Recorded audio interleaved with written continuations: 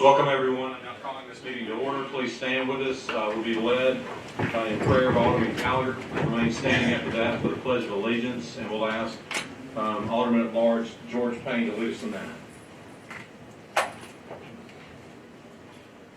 Heavenly Father, we come before you and we ask you to bless our agenda, Lord. May the fruits that come out of it be good, Lord. Lord, give us ears to hear what our citizens want us to do, Lord. And Lord, we pray that you would not only help us to be leaders, but also to be servants of the people. In your name we pray. Amen. I pledge allegiance to the flag of the United States of America and to the republic for which it stands, one nation, under God, indivisible, with liberty and justice for all.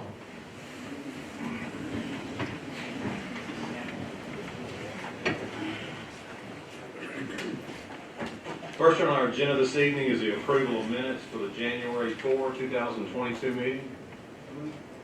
Second. We got a motion by Alderman Hoos, second by Alderman Payne. Is there any discussion? Hearing none, roll call. Alderman Payne. Yes. Alderman Gallagher. Yes. Alderman Hoos. Yes. Alderman Jones. Yes. Alderman Gallagher. Yes. Alderman Wheeler. Yes. Alderman Burns. Yes. No motion carries. Next on the agenda is a resolution of no protest and authority to issue bonds. Mr. Nick Manley, City Attorney. This resolution was approved, or the advertisements for the bond for done in the last 4 weeks with the City Times. Tonight, present the resolution for the no protest. The no protest was filed for the bonds. This resolution will authorize the issuance of the bonds. Also attesting that there was no protest, so the mayor can have authorization to sign the resolution with Exhibit A. The resolution being the approved publication in the City Times. So moved. Second. We have a motion by Alderman Gallagher, second by Alderman Flores. Is there any discussion? The resolution will not to exceed $10 million as done by the intent resolution in December.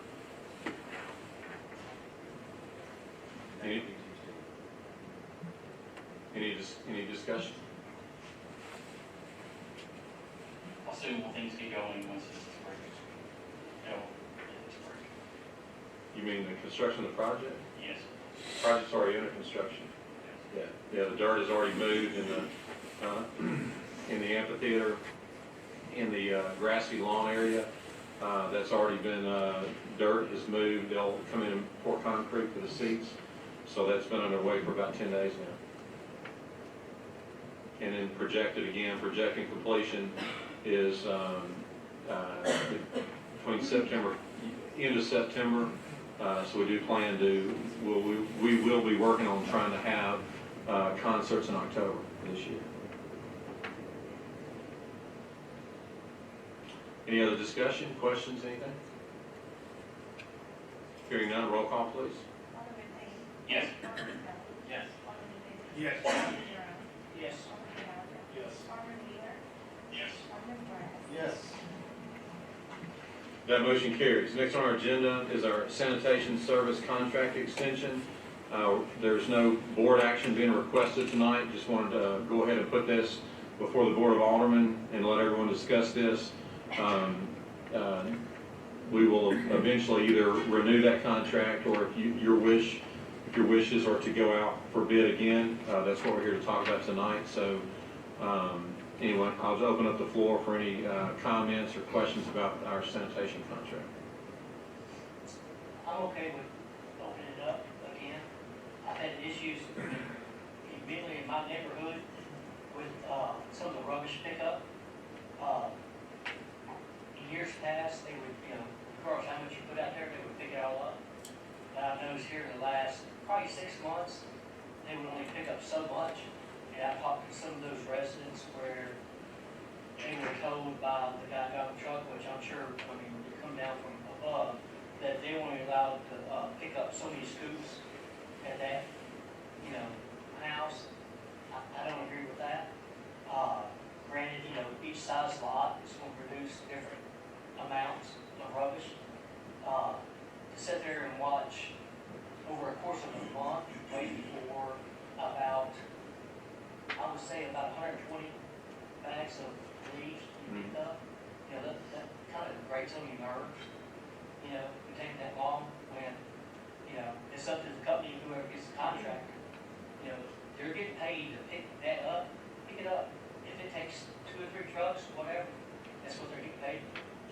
Well, let me share some information with you that may kind of shed some new light on your concern. I agree with you 100% that, you know, that we should, you know, pick it up, and every contract that we've had, during my term as mayor, we've had, you know, there's a lot of hands that touch a city the size of Southaven. And so all the contractors, it's not realistic to think that you're not gonna have misses occasionally, but I agree with you, they should be the ones that come back, make it right, give us good service. The only thing I wanted to, explain to everyone about the picking up some of it is, that's abused. Like, we have some people that will put large amounts, and that's actually not by the contract. Their contract is not to be like a home restoration company and to do haul off or big jobs, and occasionally we have people that do massive tree projects. I mean, massive. And if they did bring in, like you said, the other trucks, and they went and picked up all that and never left until they were done, that would cause other citizens in our city to suffer because they couldn't get to all the others. And so per our contract, it is not their role to pick up an unlimited amount of haul off like that. So they do have to have specifications on how much they can pick up. That's why they do that, because if they did what you're saying and stayed there and brought in other trucks, per contract, they have to know what the scope of their job is to know how much personnel to hire, how many trucks and that kind of thing. So for them not to know on any given day the workload that's out there, that's not realistic for them, you know, to be able to, you know, to pick up everybody in the city on that day. So that's why they do what they do. But there could be something that we could add to the contract that maybe is more lenient for the citizens, that does allow more in some ways. But I guess what I'm telling you is it's not possible for them just to say, if you put it out there, we're gonna get it. That's not what we pay them for. We don't pay them enough for that. So, does that make sense? I hope that makes sense, but. Yes, sir, it does. I'll tell you from personal experience, I've gone out there, I've got 7 full-grown oak trees in my front yard, and I'm blessed to live where I live. And I personally had trimmed those trees and had those limbs piled from one end of my lot to the other, which is about 102 feet probably frontage. And of course, this was, you know, 3 or 4 years ago, and they cleaned all of it. And now it's a matter of, okay, we're only gonna pick up so much, which is fine, I understand that. Maybe, when we look at the next contract, maybe it's a matter of, okay, if a homeowner produces that much, maybe there's a number they can call and say, hey, by the way, this is what I've got now. So maybe the next, you know, contract, you know, plan on spending more time there, but taking a month to do that. And in this particular house, this home would actually create a safety hazard, because over the course of them making so many trips, there was a lot of rainstorms that pushed those bags of leaves into the street. It became a, you know, safety hazard. Yeah. Just something to think about. Yeah, that's a good point. I'd like to see us, you know, do that. I agree with, Alderman Jerome, that we need to do something about that, because there's a lot of times, in the last year or two, that it's kind of, hotspot's kind of like they're picking stuff up. They're not going down every street and, you know, trying to pick the stuff up. It's like they miss some of them week after week after week. And, we ended up having to call about it, and then our city truck has to go out and pick the stuff up, because it's been sitting there for a month, and then, you know, the rest of the service says that. So I believe we need to, at the very least, have a discussion with them, tell them we're not totally happy with what they're doing. I mean, overall, I think this is probably the best company we've had.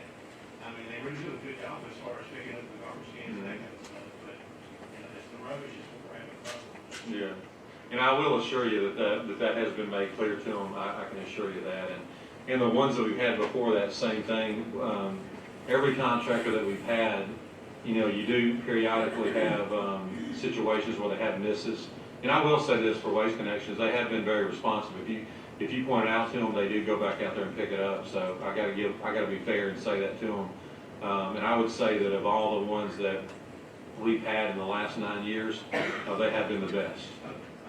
Yeah, but then again, it's the board's call. You know, if it goes out to bid again, that's what we're talking about. We're talking about it tonight. So good point. Just so everybody, like the board knows, the contract's a 4-year contract that expires on April 30th. But under, so we did in 2017, we did, but under state law, we go up to 6 years for those contracts, so the contract expires on the 30th. But you have 2 one-year options to renew, so you, if the board doesn't need to renew, you would renew, you go effective May 1, and it'd be effective for 1 more year. And there is a 90-day termination for convenience clause in that contract as well. So just because you went for another year, you would still have that same termination for convenience clause, either 90 or 120 days, I can't remember exactly the number. So you're still having that, which is, that's been in that contract the entire time. So that would still give you out, even if you did go with an additional term with them. If you did go to RFP, you would want to do that sooner rather than later, just because it takes, garbage RFPs are not an easy process. It takes a couple months to do that. So, but that being said, I just want to let you know, even if you do renew, based on the recommendation, if you ever renew it, you still have a 90-day termination for convenience clause in the renewal contract with waste connections. So, like, if you don't have to make a decision tonight, if you do go to RFP, you'll need to make a decision relatively soon. Is there an increase, or they making more? It's a CPI, it's tied to the CPI, that's how we did it, in 17, which is standard for all of them. But in every contract, you're seeing more expensive contracts now, the CPI is much higher than it was when we did it in 2017. So, there is a standard CPI based on the salary, formula along with, the rubbish and waste line item.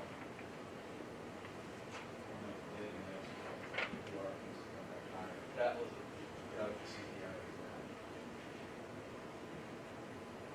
Hopefully, it's something you can have a conversation with and get it worked out.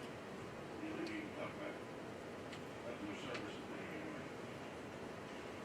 Well, we can get into the, I mean, you know, they're not just gonna do it because they're nice guys. I mean, we can talk about, if we wanna make amendments to the contract, and like Alderman Drum said, they have done, like he said, at one time, they were, whether it was fair or not, they were picking everything up, and they had to back that down because they weren't able to make their whole route, because of so much rubbish, you know, so, but no, I'll do however the board directs me to do it. If y'all wanna look at the contract and revise the terms of the contract, I don't know exactly how we do that, but we'll get to work and find a solution for that.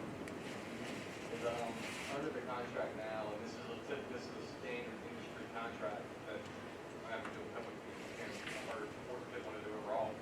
Typically, they don't pick up commercial, projects from your Sure. lawn. So, I would not expect. yeah, that's what I'm saying. So I think that's some people, and I'm not saying, you know, I'm saying other people have in the past, I know I've gotten some issues with them. I've talked with their attorneys and stuff, and I think, not you all, but others, they've done like a commercial project, and have like a thing, and people asking why they pick this up. Well, under a contract, they don't have to. And also with white goods, your refrigerator and washer dryer, TVs, they don't do that. So those are, you know, whatever, but that's a typical industry, standard, especially with white goods. I don't think we can even contract that in because it would be more of it. The other stuff, I just don't know how much that would increase the cost, but I do think it would, based on previous discussions I've had with their friends, it would increase the cost. I don't know significantly not, but enough to where it would be an increase. That was the how the board would proceed. But I do think you just renew for one other year term and have these conversations as moving forward based on your 90-day determination for convenience clause. I just know one point they would actually do that, they pick up whatever you had out there. Granted, probably the last 1 or 2 years, it's been tougher, because they probably have less drivers. Yeah. And I understand that, but, you know, waiting a month for all that to be picked up, thank you, a little bit, you know, here. Yeah, there's no doubt that, with that many people, you know, running the routes, that there are some unacceptable service at times, yeah. But when Nick was saying that, it made me think, there have been situations where, you know, there are people in the rental property business that have somebody move out of a house, and they do a total clean out of the house, and they stack it off the street, and they expect that's not, you know, that's not fair to the other citizens, you know.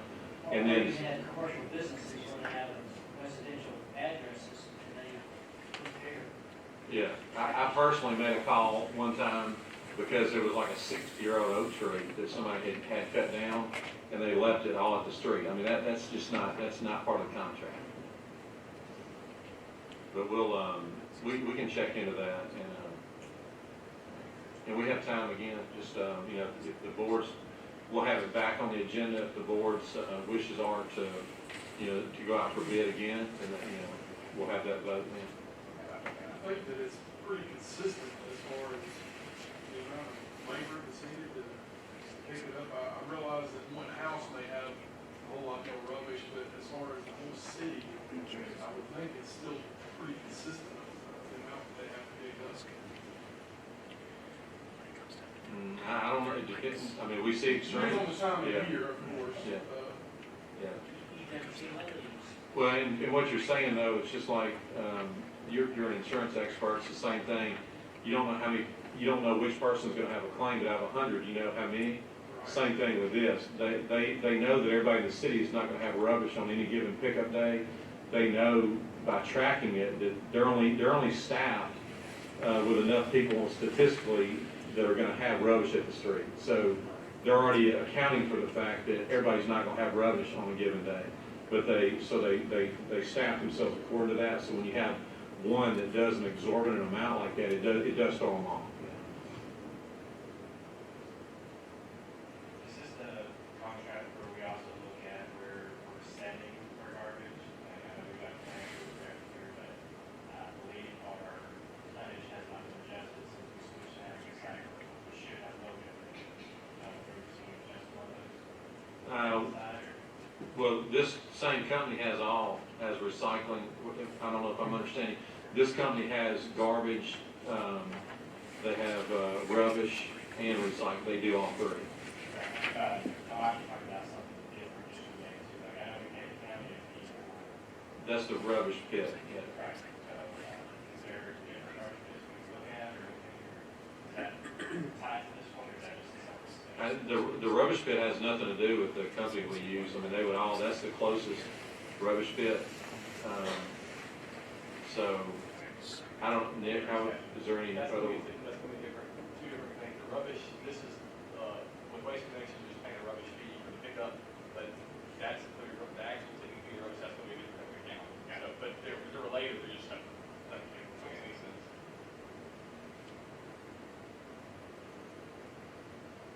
Okay, for tonight, any other discussion about the sanitation contract? Like I said, we'll have it back on another agenda soon. Okay, so we'll move on. Next on our agenda is an urban arc task order. Nick Manley again. Yeah, this task order with Urban Arc is to oversee the construction of the amphitheater. It's consistent with task order 20. It was consistent with task order 19, which had the fee or the task order associated with the design and bidding process. This one is to oversee the construction. It's 1.5% of the cost. So of the actual construction. So tonight, I just need authorization for the mayor to sign task order 20 with Urban Arc as required by their master contract previously approved by the board. We have a motion by Alderman Flores, second by Alderman Kelly. Is there any discussion? Hearing none, roll call, please. Alderman Payne. Yes. Alderman Kelly. Yes. Alderman Hughes. Yes. Alderman Jerome. Yes. Alderman Gallagher. Yes. Alderman Wheeler. Yes. Alderman Flores. Yes. That motion carries. Next on the agenda is a quitclaim deed to the city from Windstone Snowden Grove LLC for a parcel in Trinity Lakes. Yeah, this parcel is part of a utility easement or utility structure that's needed by the city. So tonight, it never was conveyed to the city. So the developer of Trinity Lakes is going to, or is suggesting quitclaiming it to the city.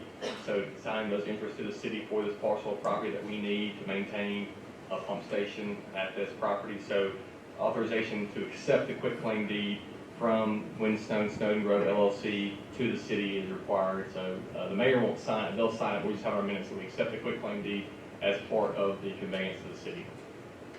I'll make the motion. We have a motion by Alderman Payne, second by Alderman Gallagher. Is there any discussion?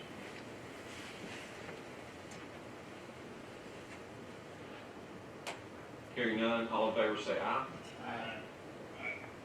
Any opposed say no. Ayes have it, motion carries. Next on the agenda is authorization to seek bids for the Getwell Road South Widening Project. Mr. Mr. Dan Cordell. Mayor, Board. We're finally here. This is, we've gotten approval from MDOT on the plans for Getwell Road. We need authorization, approval to advertise. It will come back before y'all want to receive bids to authorize the award of the bids based off MDOT concurrence at that time. Right now, we're just seeking approval to advertise.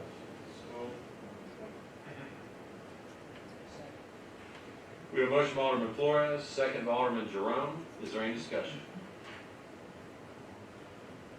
Yes, it has been a long time coming. It's a big project, $9.5 million. I don't include that number, I have questions about it. Yeah, it's the, outside of, state authorized roads, in the interstate system, it is the number one, it's the number one worst congestion problem in the city. Okay, any other discussion? Hearing none, roll call. Alderman Payne. Yes. Alderman Kelly. Yes. Alderman Wheeler. Yes. Alderman Jerome. Yes. Alderman Gallagher. Yes. Alderman Wheeler. Yes. Alderman Flores. Yes. That motion carries. Next on the agenda is change order for Star Landing Water System Improvements Phase 2, the water treatment plant. This is, this change order is really related to the wells that'll be adjacent to the water treatment plant. They're actually being advertised now to supply water for the treatment plant. In discussions with Ray and his team, most of the time the wells are further apart from the treatment plant. In this instance, we'll be able to get the wells in closer proximity, and he would like to have the wells and the treatment plant on the same backup system. So that would require us to increase the generator size that was planned to operate the plant one well. We'll add another well to it. So we're increasing it by about 25% to a 600 kV generator. But it also requires us to increase the wiring sizes and some of the motor controls based off of the increased power size that we're going to have for the generator. So it's being generated by the well locations, but we're tying it to, since this contractor's putting in the generator and the wiring for all that, to the treatment plant. So our request is for an increase in the amount of $115,407.47 to the Star Landing treatment plant project. We have a motion by Alderman Flores, second by Alderman Jerome. Is there any discussion? Hearing none, roll call. Alderman Payne. Yes. Alderman Kelly. Yes. Alderman Wheeler. Yes. Alderman Jerome. Yes. Alderman Gallagher. Yes. Alderman Wheeler. Yes. Alderman Flores. Yes. That motion carries. Thank you. Thank you, Dan. Next on the agenda is a contract with Pitney Bowes. This is just OSHA's contract with Pitney Bowes for the Parks Office. It's on the state contract, and so the terms are consistent with state contract along with pricing. Just need authorization for City Clerk Andrew Mullen to sign. So moved. We have a motion by Alderman Payne, second by Alderman Kelly. Is there any discussion? Hearing none, roll call. Alderman Payne. Yes. Alderman Kelly. Yes. Alderman Wheeler. Yes. Alderman Jerome. Yes. Alderman Gallagher. Yes. Alderman Wheeler. Yes. Alderman Flores. Yes. That motion carries. Next on the agenda is a request for board approval to allow any requested permanent construction easements to be converted to temporary easements for the Getwell Road South widening project. All right, let me see if I can explain this. That's by the way, that's the longest title on the agenda in my career. I told y'all we had approval to advertise. We're in right-of-way acquisition, and property acquisition for Getwell Road. Most of the right-of-way has been acquired. There are some issues related to permanent easements. And to explain, permanent right-of-way that the city maintains is typical for this road width is 106 feet, 53 on each side of the road. Typically, if you're in construction, you get a temporary construction easement if you have to make a field slope or a cut slope to tie into off of that right-of-way, which you're going to permanently maintain. Because there's federal funds included in this project, MDOT originally requested that we turn those temporary easements that we only needed to tie back in during construction as a permanent easement. Well, when you're dealing with property owners, it's hard to distinguish to them the difference between the right-of-way that you're acquiring and a permanent easement that you're gonna maintain and have forever versus a temporary easement. And so in discussions with MDOT back and forth, they have agreed to allow us to back off of those permanent easements and treat them as temporary easements, which should have been the case to begin with. They really wanted,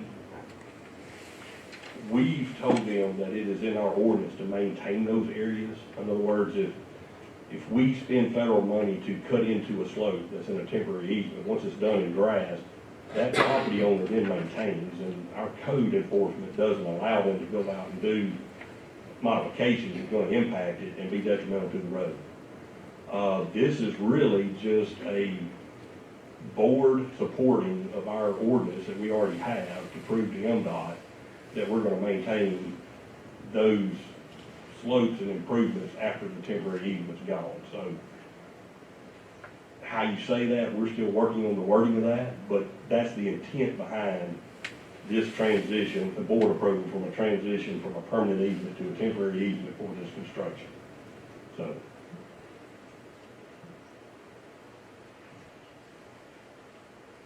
Makes sense.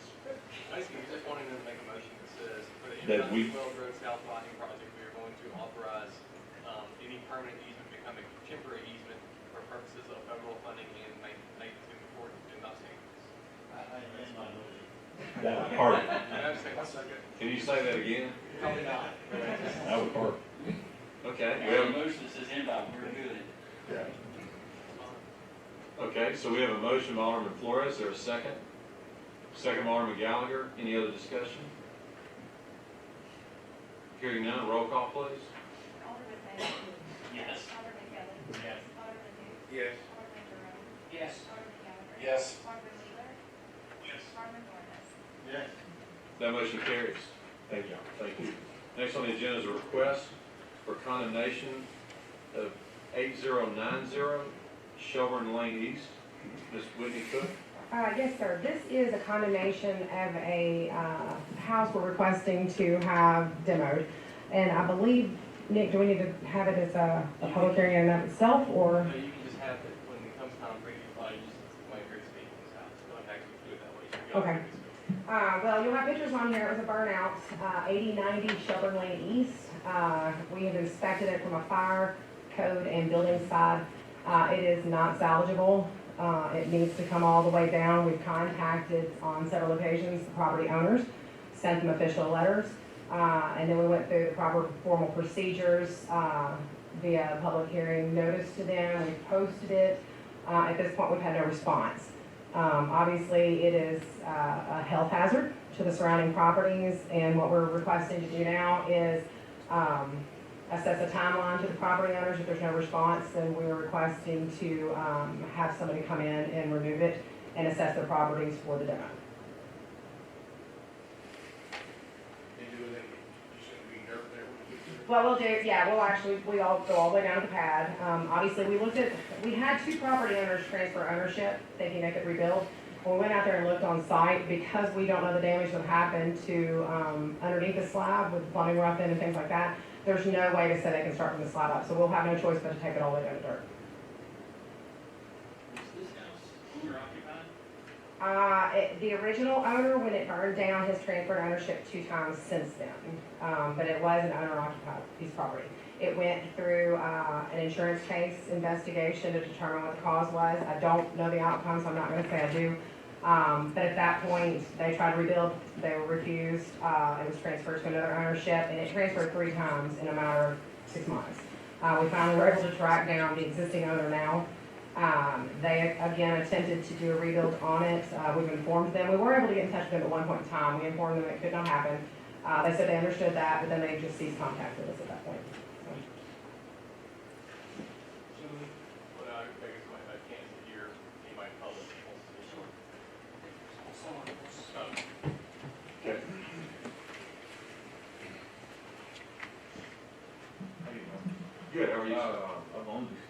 since 28th of September. That's when I did the closing on this property. I've only received letters, but I've never been contacted about, the property. I seen the letters and then, but the letters only said that I had court this date. I've cleaned the property and I've also, came here and, tried to find the blueprints, but the city only keeps them for 3 years. So the house really was built in 2007 and the builder for that property, passed away 7 years ago. So I have no, I can't track the blueprint of the house. So I had to go to, talk to somebody at planning here, and they gave me the name of Chandler's. So I went to their office, and then I asked them about, they don't have no history of the blueprint because they only keep them for certain years as well. They found an abbreviation of the blueprint, so it's pretty much what the house looks like on the first floor and the second floor. And they said that they thought it was Sullivan's design. So I went to Sullivan, and they could not find the blueprint. They found something similar, so what they had me do is take measurements of the whole slab. So I took measurements of the whole slab, that was last week. I contacted him 2 days ago. That was this Tuesday. I contacted him Friday. And then he told me that within a week and a half, he'll have me a quote for building the blueprint from scratch. I'm doing all this because before I bought the property, the slab was inspected. They drilled the slab and they approved that the slab was in good shape. So as far as I know, there was a chance that the whole second floor of the house has to be torn down because that's where most of the damage is. The first floor, I want to say about 40% is damaged too. So all that has to come down. Pretty much to rebuild this house from where it's at right now, the brick has to come down to a certain level so they can, once they frame the house back again and take all the damage, they can actually tie the brick back to the wall. So pretty much most of the brick has to come down as well. So yeah, she's right. It's almost a complete tear down, but the slab doesn't have to come out. It was actually inspected before I bought the property, and that's the reason I closed on it. Okay, well, just first of all, to kind of steer you in the right direction, this house caught on fire. This thing has been like that for long before you bought it. So it's been, it's a nuisance and an eyesore to the rest of the community. And I know you just came in September. Yeah. So that's why we're at the place we are, is the length of time it's taken for something to be done with the burned out home.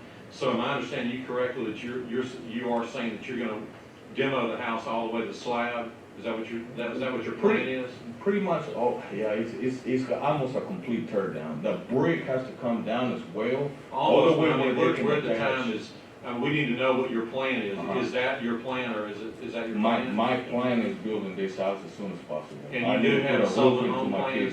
You did find the plan that fits the... I did not find it. They had to build it from scratch. So Sullivan is actually working, Sullivan home plans, they're actually working on the blueprint right now for me to start getting quotes on getting this house rebuilt. Well, how do you build a different plan on the slab for it's actually going to be the same plan. Okay, so you do have the plan. They're making it now. They didn't find... I couldn't track the original plan of the house, so what they had me do is they found something similar which actually has the slab is real close to it. So I took measurements of the whole slab of my house, and then I gave the measurements to Sullivan's home plans, and they're actually gonna build a plan from scratch. Okay, and just kind of again steer in the right direction, there's been no contact with our building department. They need to know what the plan is, and Correct. all that has to be inspected. And Right, and maybe you weren't part of the original inspection, and that's what we were discussing, the slab. the people prior to you, had approached the building department about keeping the slab. The building department said, because they don't know the extent of the damage that went underneath the slab, they were not going to allow the slab to remain. Now, if something has happened since then that my building department is not maybe aware of, that could be something totally different. But at this point, our chief building official was not going to allow the slab to remain. Okay, well, and that's why when we get to the point we are, when we're condemning a property, we're way down the road. I mean, we're way down the road. So we don't want to be doing this. I appreciate your idea. We just want, you know, the neighborhood to be restored and that to come down. But if you have a plan, Whitney, what I would suggest is he needs to be in touch with James Gentry immediately, Yes. his chief building official. And what we can do now, you know, usually if we have somebody come and approach us, we would request a timeline for the demo part of it, for permitting part of it, and for the rebuild part. And I will approach, when you give me that, I'll put together an outline summary to the board.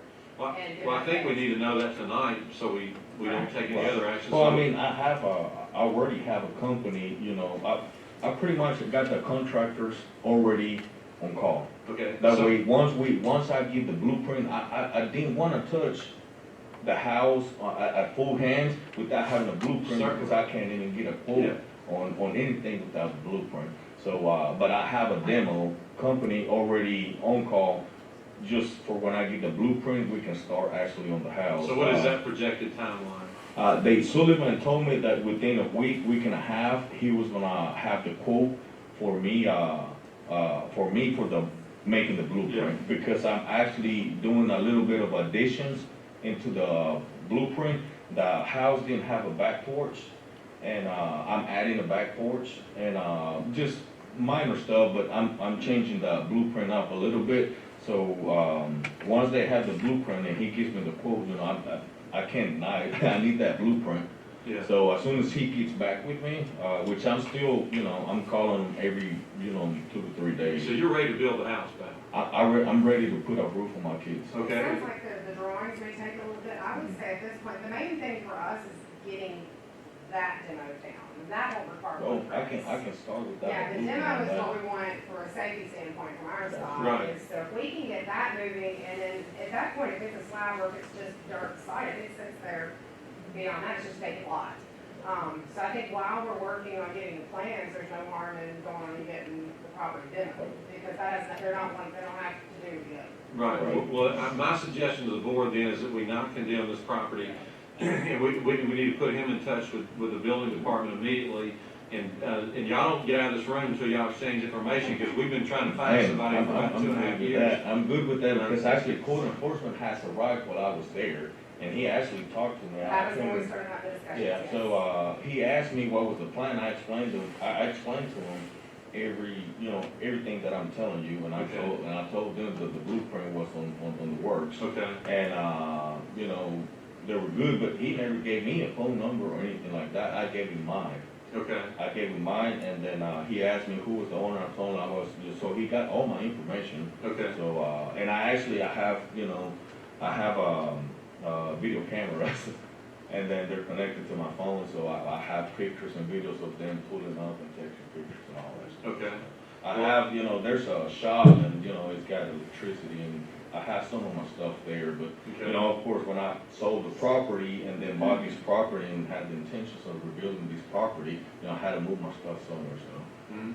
I do have costs there. Okay, that makes sense, and according to that, my recommendation would be that we not condemn the property and put you in touch with our building official to help you get going and build your And then house. I have receipts, from, you know, the city dump where I've actually cleaned the property up. The house was actually full of stuff, and then all that is at the city dump. Okay, So I have been working on the house. okay, that sounds good. Whitney, would you help him, please? Thank you very much. Good luck with everything. Okay, the next on our agenda is our planning agenda. Okay, so on this agenda, we have 2 applications. Both are going to be amendments to existing planned unit developments. The first one is going to be an amendment to Central Gardens PUD. This is going to be between, whether you have it highlighted in red, all this area, mostly north of Rasco, between Greenbrook and Airways. If you'll remember, we had it originally come through at 2008, single-family residential for 55 and up. There was an amendment a couple of years back that added in some additional property and took out some property. With this change tonight, you have a portion up against Greenbrook Baptist Church. It's approximately 3.3 acres. What you see there is a proposed site plan for it. And the applicant is wanting to add 2 mixed-use buildings in this area and also utilize the back property where you have the overhead power lines and the TVA towers as a dog park facility for that area. It's a gated facility. It has accessibility to the 55 and up that is next door to it. The bottom floor they foresee as some office space, maybe some medicinal office space to be an offshoot from what you have on Airways. Above that, you'll have 2 floors of lofts. They're proposing very similar. What you see here is some renderings that they're proposing. They also proposed the option to put this on Airways as well, and then there was another proposal for car wash on Airways as well. When we looked at all of the requests, we had no problem adding in the property, the 3.3 acres, which was purchased from Greenbrook Baptist Church by this entity to bring it into Central Gardens. So staff as well as Planning Commission did recommend that. In looking at the proposed development type, we did see this as a good possible asset to the intersection right there at Rasco and Airways. Rasco and Greenbrook. We did not see it as something that would be beneficial facing Airways on that side. So the request, we recommended denial of for the Airways portion.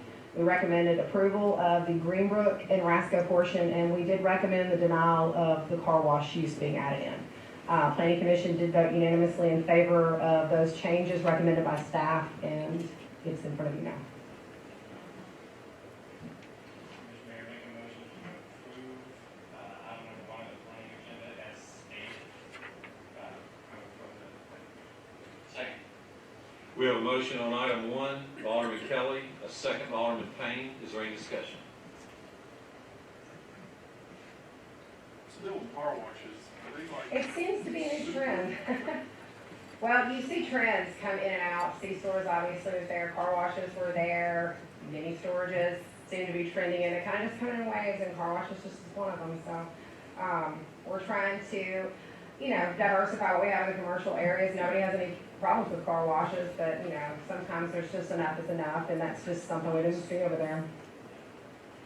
I greatly appreciate planning commission's detail in all these things.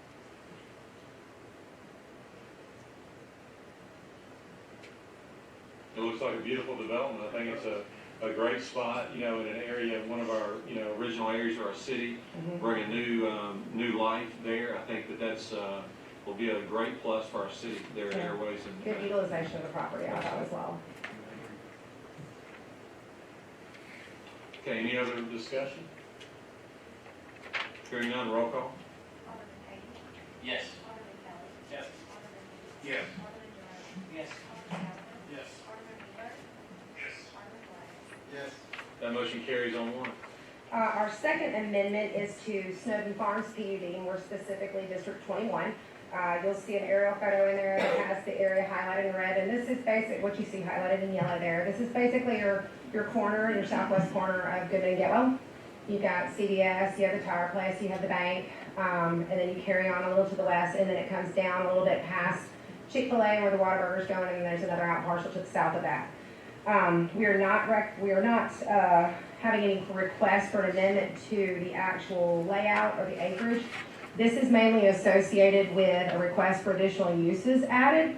And just to make it really quick for you, the request for added uses were liquor stores, dry cleaners, nail salon, nursery school, physical therapy, fitness studio, restaurants with indoor seating and curbside seating, and an addition of another quick service drive-through restaurant, retail sales shop and services, school campus, canning salon, learning centers, veterinarian clinic, and a yoga or Pilates studio. In our report, we explain that liquor stores, we don't really regulate those. That's a Department of Revenue regulation, so we look at them as a retail service. So we're agreeing to that. Dry cleaners, we wanted to make sure that we differentiated between a full service and a drop-off pickup. We wanted to make sure that we stayed in the simplified version of a drop-off pickup area, not the full service because of the chemicals and the size that's required. Nail salons, We don't have a problem with those, but we want to make sure we stay consistent with the rest of the ordinance, and that has a half-mile radius rule and the conditional use permits on there, so we requested allowance of that with those stipulations that follow suit with the rest of the ordinance. Nursery schools, daycares, we had no problem with. Physical therapy offices, physical fitness studios, no problem. Restaurants with indoor seating was already approved. Restaurants with drive-through facilities, we do have a maximum of 4, or the request is for 4.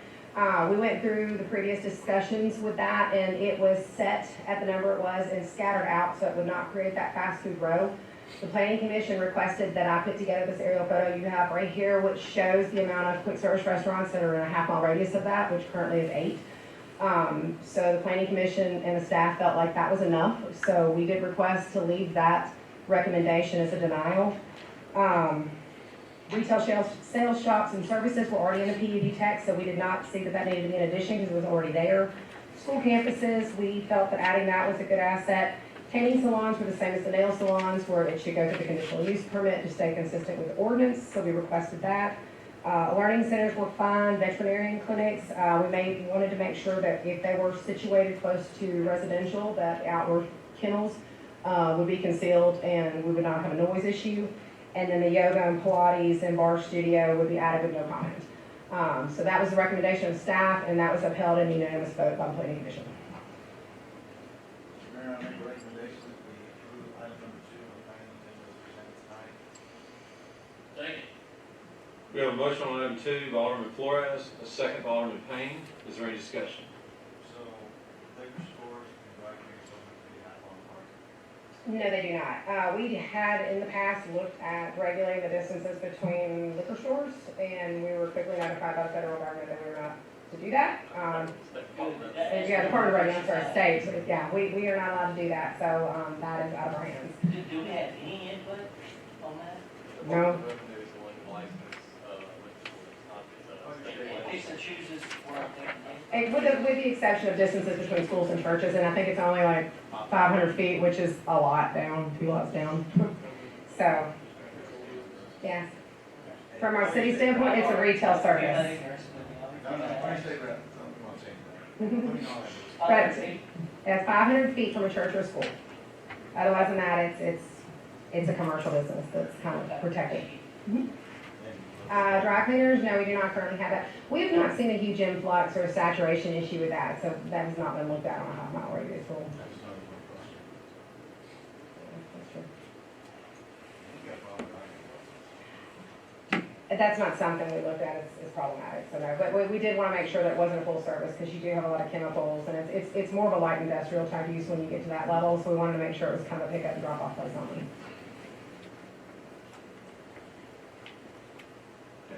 Any other discussion from item 2? Hearing none, roll call. Yes. Yes. Yes. Yes. Yes. Okay, the motion carries. Next on our agenda, we have a citizen request to speak, Mr. Brad Glover.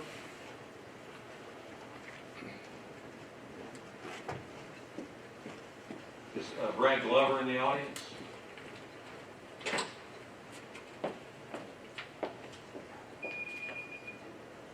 Brad Glover here? Okay, I guess they did not show up. We'll move on. Next on the agenda is our mayor's report. Just want to update several things with you. First of all, at our last meeting when I did the year in review for 2021, we didn't have all our numbers in. A couple other relevant pieces of information I want to share with you that's extremely positive. We got a total for new business permits for 2021. In 2021, we had 425 new businesses come to the city. That's up from 313 in 2020 and 251 in 2019. So you can see a tremendous growth trend. Along with those 425 new businesses, estimated new jobs, 1,956.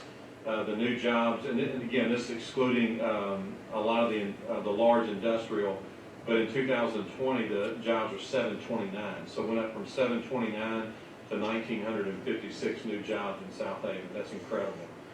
New building permits, residential, in 2021, we had, get this, 568 new residential permits. In 2020, we had 474. In 2019, we had 358. So it's the largest number of residential building permits in our city since 2007. Obviously, it's clear that the residential housing market is thriving again in Southaven, so that's a great thing. Along with that, there were 19 commercial permits as well, for a combined 587 in 2021. Y'all know that last week was the MML conference in the state of Mississippi, and most of us, I think, were down there. For those that don't know, the Mississippi Municipal League is an organization that promotes the success and overall health of cities in Mississippi. So twice a year there's a conference, one in the summer, one in January. So last week was the one for the winter conference in January. We try to take that time, since it's in Jackson. Not only do we go, do continuing education kind of things, we do a lot of networking with other cities. We try to pick up ideas and we share a lot of ideas. A lot of cities around the state look up to Southaven. They ask, we've experienced things that they haven't, so we share a lot of information with other cities as well. And then the other thing that we do while we're down there is it's our time to be in Jackson with a legislative session going on, so we can get updates on what's going on in our state. And it's important, we've said this for years and can't reiterate this enough. It's so difficult for people in DeSoto County to stay up to date on what's happening in the state legislature, if no other reason, just because of the geographic distance. But we don't have the communication channels that some cities have. A lot of the cities have their own television stations. Since we're in the Memphis TV market, we've always relied on the Memphis television, which is not interested in covering what happens in Jackson, Mississippi. So for that reason, it works against us. We don't have any coverage of Jackson on TV, newspapers. We have some reporters in DeSoto County now that do an incredible job, but they pretty much cover, for the most part, what's happening here locally. So there's not really a source for what happens in Jackson. And so a lot of our people have no clue what's going on. And I can't stress enough that our city is affected, and all the people up here are affected so much by what goes on, in the state legislature. And so for that reason, I've done my part to try to share information, with our local people, because I think it's so important, and I think it's my job. I mean, the people rely on me to, and your jobs too. Everything that's good or bad for Southaven, they expect us to go to work for them. And so for that reason, I have tuned in over the years through different publications, and then just through just driving down there myself, building networking relationships with some of the representatives around the state, and just to keep myself in tune with what's going on. So with all that being said, I want to share with everyone here tonight, and everyone that may come back and watch the video, of what's going on in Mississippi right now. And there's some big stuff going on. There's some really good stuff going on. So the four biggest things that are going on right now, and they're huge. Number one is there is a bill that's been passed by the House that will be going to the state Senate to eventually remove the state income tax. That's big. That's a huge thing for our state. Medical marijuana is a big bill, big thing. A lot of discussion after Initiative 65 was voted upon last year. One of our DeSoto County senators, Kevin Blackwell, has kind of been leading that charge. So there's a bill that's pending now on that. Teacher pay raises. We've all heard that discussion for years. It's one of the most frustrating things to me as a Mississippian, to see people talk about our pay situation for our teachers for, I want to say 15 years. I mean, I don't know. I confess I didn't pay attention as much as I should to politics before being elected mayor of Southaven, but I know the discussion about our uncompetitive teacher pay has been talked about for years and years. So just quite frankly, I don't understand what's so complicated about this. I don't understand why we can't, pay our teachers. It's so important for our state, not just for our teachers themselves that do an incredible job, and they mold mold our future, with the kids. But it's also for the whole state image of Mississippi. When the development's coming here, if they're going to consider bringing their families here and all the families, their employees, they want to know that there's a good public education system and that it's the best it can be. So it goes beyond just the teachers, although not diminishing that whatsoever. It's time for a teacher pay raise in the state. It's time for us to get up to where we should be. And so that's why I speak about it, because it does affect Southaven. It plays such a big role in what's going on in our city. And then the last thing is every 10 years, the lines have to be drawn for political jurisdictions. And so redistricting is a huge thing going on right now in the state legislature. And then that will affect the state. It'll affect all political jurisdictions. Then locally, we'll be doing the same thing here. So that's going to be a big thing in 2022. Along with that, and that's my MML update, but I want to spend just a minute to elaborate on two things. One of them is the state income tax, and the next thing is medical marijuana. And it has a direct impact on us again, and there's some time issues. There's some things we got to be prepared for as a city. We need to start that now. But the first thing, I want to talk about the income tax removal in the beginning. I listen to so many things, either whether it be, there's all these podcasts and all this stuff going on. So routinely people will text me podcasts and they'll say, you need to check this out, and in all my free time I start listening to them. But I do listen to them, and it's staggering to me the amount of misinformation that gets to Southaven from Jackson. And I'll give you an example. One of them is the income tax removal. So there's some people that are very outspoken against removing income tax in Mississippi. And the reason for doing that is they say, well, there's no way to replace that funding. If you take away the income tax, we're going to lose services. We can't pay our teachers, or we're going to lose other services. Well, that's false. The proposal that's on the table now is, everybody knows that. You can't just take out a huge part of your revenue without having some plan to replace it. So the statement that the state can't afford to do that is not true, and that's not what's being proposed. So what is being proposed, I want to give you some facts, and nothing has been passed, but this is straight from Speaker Gunn, Lieutenant Governor Hoseman, and Governor Reeves.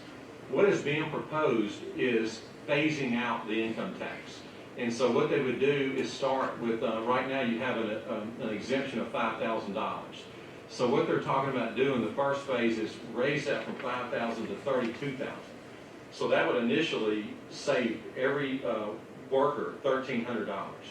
And so, again, people say, well, that doesn't make a difference, or whatever, that's petty. Think about it this way. Just and that's just the first phase, just $1,300. Somebody that's an employed person would have to spend $86,667 for their benefit to be better having removing the income tax or having it removed. So, like, for example, what they're going to do, and I forgot to tell you this piece, is they're proposing that they would raise the state sales tax from 7 to 8.5. So that's where that 86,677 comes from. Is 1,300 divided by 0.15. So right now, your mortgage, your rent, automobiles, they're proposing reducing the grocery tax, sales tax to 4%, your medicines, insurance, things like that. A large part of the average household's expenditures already don't pay sales tax. So you'd have to pay $86,667 in addition to all those things I just named for it not to be better for you to have the income tax go. And so that's just the first phase. Then eventually they plan on raising that exemption all the way and phasing it out where there is no income tax. So those are the key pieces of information. So it's never been a situation where somebody says, hey, we're going to remove the income tax and all's good. It has to be phased out. And there's there are proposed benefits that come with that. The other thing that many people may not know, and I'm not saying that elected officials don't sometimes do some crazy things, but in this case, I commend the state, Philip Gunn and some of the others, that they hired economists to go in. And this is not something that's some wild plan. I mean, Tennessee has no state income tax. Many states don't have it. and they've been enormously successful. Well, how do they do that? It's not a mystery. What we have done in Mississippi now is hired economists that estimate if the state income tax is removed, it would increase GDP, which is gross domestic product. For those that don't give a rip about economics, let me explain what that is. Gross domestic product means any product or service, all of them, every product or service that is paid for in your state. So it would increase GDP in Mississippi by $371 million. What that means is that 371 affects every community on a state basis, every city, every county. It helps it just makes a tremendous difference. You have people, especially where we are on the state line of a state that doesn't have an income tax. There are so many people that live in Tennessee and that own businesses in Tennessee that will not come here because of the income tax. That is a fact. I mean, I'll debate that with anybody. I can march people in here to show you. And they're mostly people who are wealthy people. And the reason, because 5% tax, you know, to some people, I mean, it affects everybody, but when you're making 7 figures, when you're a wealthy person who has a business, who can bring jobs and bring other people here, 5% is a lot of money. And so if they can do the same thing just across the state line, they're going to do it. So, and it's not just DeSoto County, there are many other vital parts of our state that have situations like that. So if you eliminate the income tax, you're going to have more people coming here. You're going to have people that have money that are coming here that can change Mississippi's financial picture, and it would be a tremendous, it would long-term be a tremendous benefit. So I'm just telling you, the main thing is that's the report. It's not that somebody just says, hey, we're going to throw away the income tax and we're all good tomorrow. Everybody knows that that's not true. It has to be a phased approach. But with those things done, I commend the House. I think that this plan is a good one. I think it will work. So, but anyway, I just wanted that everybody to know the facts of that, like that they're considering removing the sales tax on groceries down to 4%, but then raising the general sales tax from 7 to 8.5% to fund it, and it's a phased approach. Starts out with 32 and then eventually phased out totally. The next thing, medical marijuana. There's so much misinformation about this. And I'm not going to get into some of the details that really fire me up, but I'm just going to say it like this. We know so much more about medical marijuana in our country that we didn't know just 5 years ago. And so there is a major difference in medical marijuana and recreational marijuana. A major difference, regardless of how you feel about marijuana in general, there's a tremendous difference in recreational marijuana use and medicinal marijuana use. And so I'm going to give you 2 quick examples. Number one, there's no doubt, we all know the opioid problem in this country. The opioids are killing people. In Southaven, Mississippi, if not daily, every other day, our EMS are going to an overdose and we're administering Narcan to save somebody's life. It is a rampant problem. First time was 100, how many deaths? 100,000 deaths for the first time in history in 2021 with drug overdoses. It's a problem like never before. So we know now that marijuana, and we're not talking about, this is another thing that fires me up, some of the most ridiculous comments I've ever seen. We're talking about kids who are born with mitochondrial diseases. I mean, these are kids that from the day of their birth, they have had dangerous seizures. It's a pitiful life that they've lived, and they know now that medical marijuana can eliminate the seizures and give them a better quality of life. We have veterans who have lost limbs in wars that struggle with pain every day, and any doctor in America will give them whatever opioid they want because that's how severe their injuries and their pain are, but they don't want to be a drug addict. They don't want to be addicted to opioids. So medicinal marijuana can eliminate that pain or minimize that pain. And we could go on and on and on. People that have had cancer, there are people that deal with chronic pain, and we know now that the marijuana can help these people. And for some people to say that a 10-year-old kid, refer to them as a pothead, or to call this weed, like the slang word weed, give me a break. It's not weed. This is medicine. You're not sending a 15-year-old around the corner to smoke a joint. you're giving it in a different form. You're giving them marijuana in a different form that can help them. So again, I just have to say, shame on the people in Mississippi that don't at least acknowledge that this is a medicine now. It's not smoking a joint. It's not weed. You know, a 10-year-old kid that has mitochondrial disease is not a pothead. They're kids that need help. And we know that this medicine can help them, and it's time that we do this. And so I don't know what's going to shake down, but I hope that in our state that we will all open our ears and listen. And see it for what it is, and see it for what it can do to help our citizens in our state.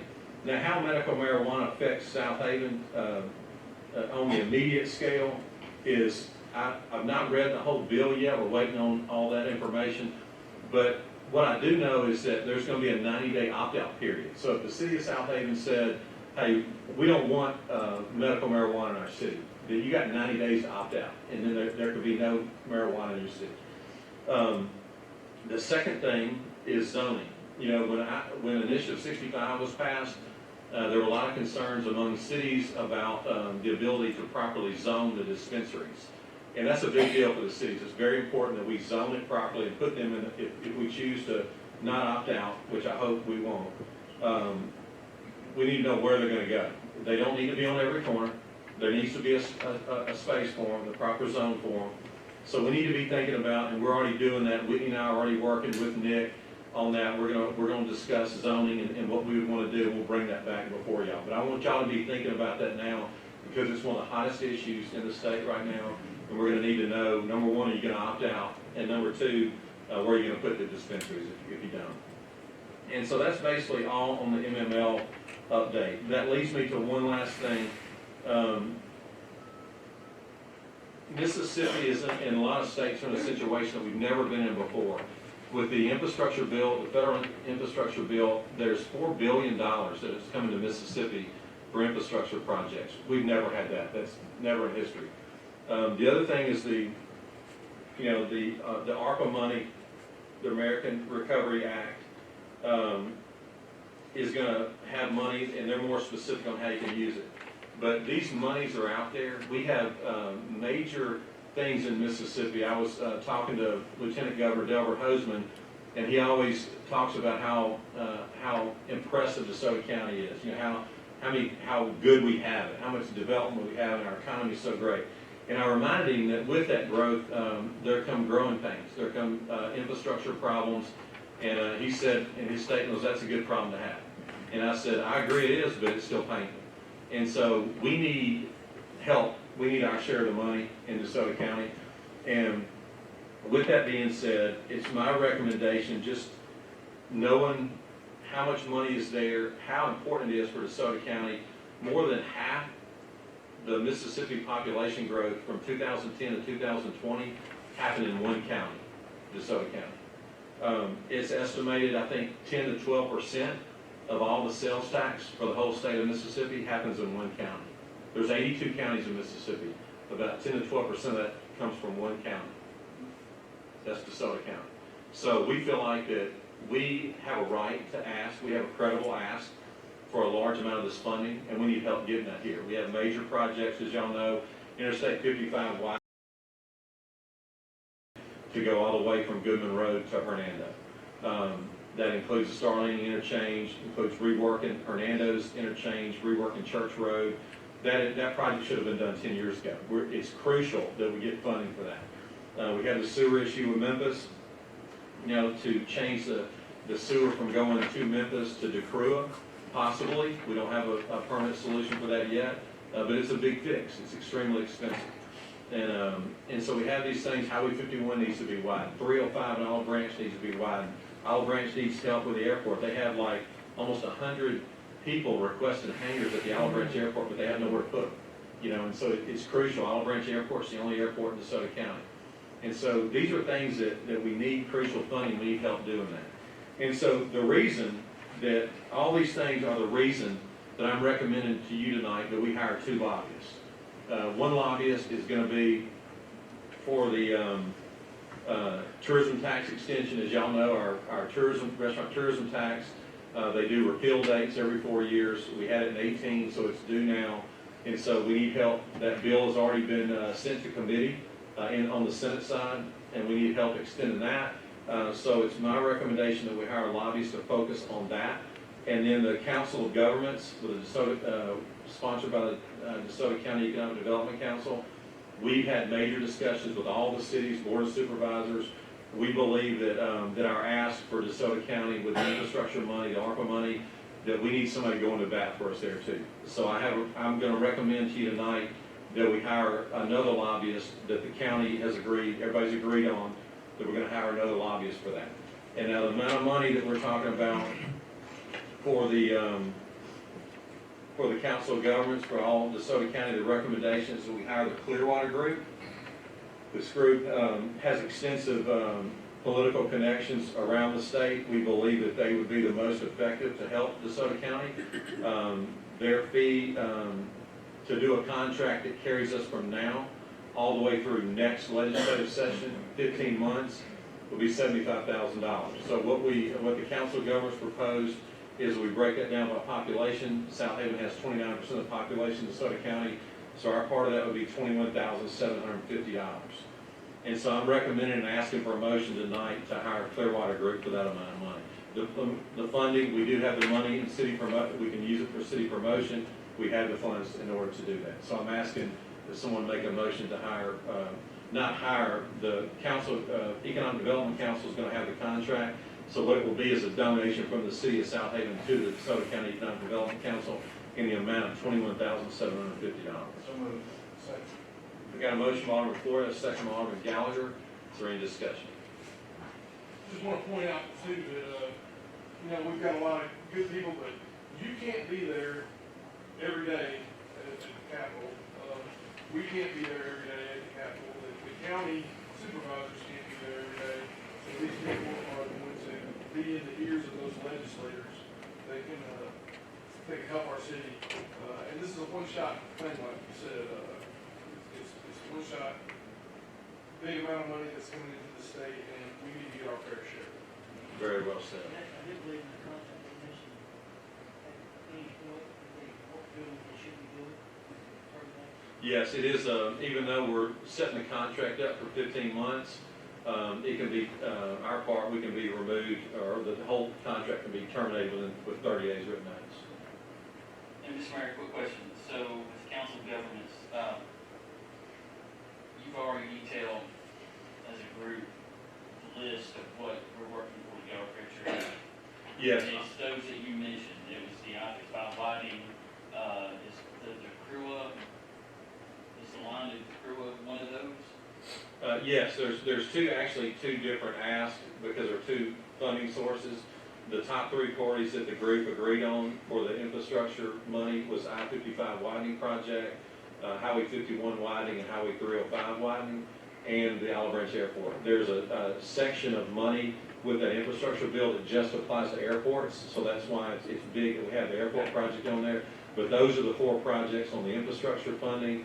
And then on the ARPA money, the Horn Lake, Memphis Horn Lake Creek Interceptor Sewer District problem is number one on that list. And then broadband for DeSoto County, it doesn't affect Southaven as much as it does for the county, but broadband is a huge thing. I mean, if you got kids that live without broadband, that they can't even sometimes do their schoolwork, and same thing with so many people working from home now, we have to have broadband in DeSoto County. And so broadband is a huge part of it as well. But you get what I'm saying, the two sources. I got you. So they're prioritized as in that order. So They if are. you only get, if they negotiate, they're working, they're doing what they do, but they only get so much money, then say I-55 widening and then Highway 51 widening would be the first two. Correct. roads that would- Okay. Right, or, we don't know what's gonna happen down there, but those, we made it clear, with a unified voice from DeSoto County, these are what we think are the most important projects. This is the amount of money, we gave them the amount of money, it's gonna take to complete these, and so, and to answer your question, our lobbyists will have those priorities every day in hand, and that's what they'll be working on. Awesome. And once again, I think the state didn't, sometimes doesn't understand that if it's about widening, that's not just really That's really not a South Haven project at all. It's not, it's a North Mississippi project. Yes, well said. And again, not like, and I always, it's important to me to what I call, always have a credible ask. And I try to live that. I don't bring anything before y'all that I've not researched and studied and stayed up at night and thought about. I never bring anything to y'all in the city of Southaven that I don't think is a credible ask. And so I recommended to the council of governments the same thing. Look, we're not going down there with just, hey, come build a park in South Haven. These are things, like you said, this is not a South Haven issue. This is basically asking MDOT to fund your own project. It's asking the state to fund your own projects that affect us. That's been a top project for over 10 years. Exactly, and it affects someone, it affects, the entire, It's a North Mississippi issue, because yeah, it'll help Tate County grow. Also, certainly will, not just DeSoto, it'll help Tate County also, we should find it. no doubt about that. So we feel like we put a lot of thought into it, and I commend, our other cities and our county for all coming together. That's hard, I challenge anybody to bring 6 governmental entities together and get them to agree on 3 things. That was a big accomplishment that was done in December, and so I commend our county and our fellow cities for doing that. But that's what the contract is, and as Alderman Kelly stated, if we don't get the results we need, within 30 days, you can terminate that. This is an experienced group. I know we don't have time to go into all the details tonight, but I'll just leave it that they're an extremely experienced group in Jackson, with some relationships in the state legislature that can facilitate the key discussions. Okay, any other discussion about donating that amount of money to the DeSoto County Economic Development Council for their contract with the Clearwater Group? Hearing none, roll call. Alderman Payne. Yes. Alderman Kelly. Yes. Alderman Hoots. Yes. Alderman Jerome. Yes. Alderman Gallagher. Yes. Alderman Wheeler. Yes. Alderman Flores. Yes. Okay, that motion carries. And then I'm gonna ask you again, like I stated earlier, that we have a separate lobbyist that just represents South Haven alone with one mission, and that's the tourism tax. In VPT Strategies, this contract would be between the city of South Haven directly with VPT Strategies. And again, this is the one that I think could be the most effective in helping us with that extension. So I'm asking for a motion. Same thing with this. It's $12,000. It's just for this legislative session. So there's no, obviously you wouldn't hire them for 30 days and hire somebody else. You don't have enough time. So we're casting our lot with this person for $12,000 for this single mission. So I'm asking for a motion for that. Second. We have a motion by Alderman Gallagher, second by Alderman Flores. Is there any discussion? Hearing none, roll call. Alderman Payne. Yes. Alderman Kelly. Yes. Alderman Hoots. Yes. Alderman Jerome. Yes. Alderman Gallagher. Yes. Alderman Wheeler. Yes. Alderman Flores. Yes. Okay, that motion carries. That's all that I have. Are there any follow-up questions about anything we've talked about from me? Hearing none, we'll move on. Next on the agenda is our personnel docket. Mr. Mayor, move we approve the personnel docket as presented on this table. I second. We have a motion by Alderman Payne, second by Alderman Jerome. Is there any discussion? Hearing none, roll call. Alderman Payne. Yes. Alderman Kelly. Yes. Alderman Hoots. Yes. Alderman Jerome. Yes. Alderman Gallagher. Yes. Alderman Wheeler. Yes. Alderman Flores. Yes. That motion carries. Next on the agenda is our city attorney's legal update. Mr. Nick Manley again. Be brief. We had two claims that were filed regarding liens and assessment for work that was performed by the city contractor in accordance with Mississippi Code 21-1911. The first property is located at 2061 Coral Hills Drive. The property was sold on May 3rd, but the tax roll was not updated to reflect the transaction. Thus, the notice for the 21-1911 was sent to the prior owner. So the recommendation is to remove the lien at 2061 Coral Hills Drive in the amount of $283.25. And the second property is located at 1430 Jewel Drive. An assessment was made on that property in the amount of $1,378, but was actually the correct property should have been 1395 Jewel Drive. So we'll need to authorize payment of that at 1378 to the landowner at 1430 Jewel Drive in exchange for release so they can pay the taxes on that property, and then authorize the lien to be filed on 1430 Jewel Drive, so it can be filed and collected next year with that next year's tax assessment. So the motions would be, you make one motion, but for both items, to cancel the lien in the amount of $283.25 at 2061 Coral Hills Drive, and to authorize payment in the amount of $1378 to the owners of 1430 Jewel Drive for the incorrect assessment, and then also file a lien in the amount of $1378 in accordance with 21-1911 at 1395 Jewel Drive. I will make that motion, Mr. Senator.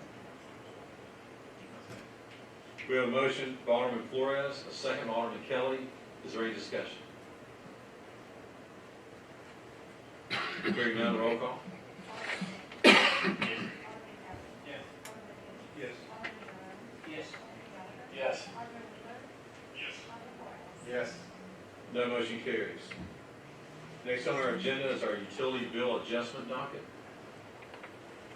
Mr. Mayor, I move we approve the utility bill leak adjustment docket as presented on the stage. We have a motion by Alderman Payne, second by Alderman Hoots. Is there any discussion? Hearing none, roll call. Alderman Payne. Yes. Alderman Gallagher. Yes. Alderman Hoots. Yes. Alderman Jerome. Yes. Alderman Gallagher. Yes. Alderman Wheeler. Yes. Alderman Flores. Yes. That motion carries. Next on our agenda are two claims dockets. Is there a motion to approve docket one? Mr. Mayor, I move we approve docket number 1.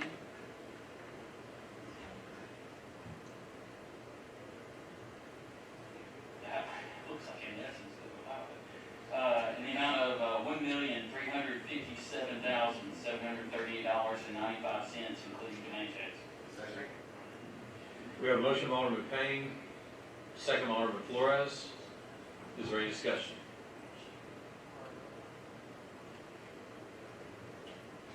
Hearing none, roll call. Alderman Payne. Yes. Alderman Gallagher. Yes. Alderman Hoots. Yes. Alderman Jerome. Yes. Alderman Gallagher. Yes. Alderman Wheeler. Yes. Alderman Flores. Yes. That motion carries. Is there a motion to approve docket two? Mr. Mayor, I move we approve docket number 2 in the amount of $16,291.04. On docket two, we have a motion by Alderman Payne, second by Alderman Flores. Is there any discussion? Hearing none, roll call. Alderman Payne. Yes. Alderman Gallagher. Yes. Alderman Jerome. Yes. Alderman Gallagher. Yes. Alderman Wheeler. Yes. Alderman Flores. Yes. That motion carries. Next on our agenda is the purpose of determining the need for executive session. Make that motion. Second. We have a motion by Alderman Gallagher, second by Alderman Jerome. All in favor say aye. Aye. Any opposed say no. Ayes have it, motion carries. The need this evening, the needs are claims and litigation for the Southaven Police Department and infrastructure, right-of-way acquisition, citywide personnel, and economic development. Is there a motion to declare executive session? Second. We have a motion by Alderman Hoots, second by Alderman Jerome. All in favor say aye. Aye. Any opposed say no. Ayes have it, motion carries. The mayor and board will now enter executive session.